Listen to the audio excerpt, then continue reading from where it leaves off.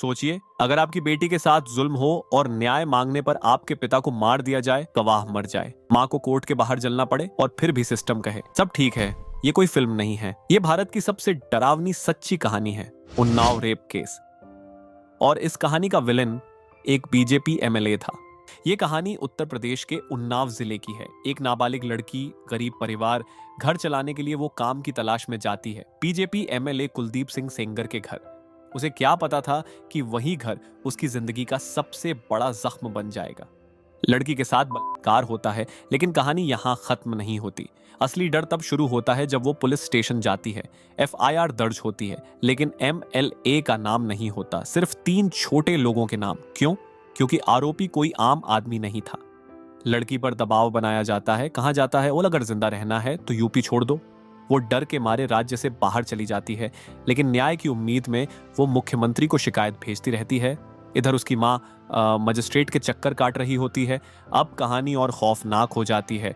लड़की के पिता इंसाफ मांगने निकलते हैं, तभी एमएलए का भाई और उसके लोग उन्हें सरेआम पीटते हैं। और हैरानी की बात, पिटाई के बाद केस लड़की के पिता पर ही दर्ज हो जाता है। न्याय ना मिलने से टूट चुकी माँ लखनऊ में मुख्यमंत्री आवास के बाहर खुद को आग लगा लेती है।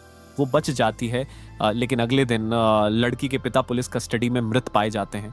कहा जाता है बीमारी से मौत। लेकिन सवाल ये था, जो आदमी कल तक चल रहा था वो आज कैसे मर गया? इस केस में जो सबसे अहम गवाह था वो भी अचानक संदिग्ध हालात में मरा हुआ मिलता है।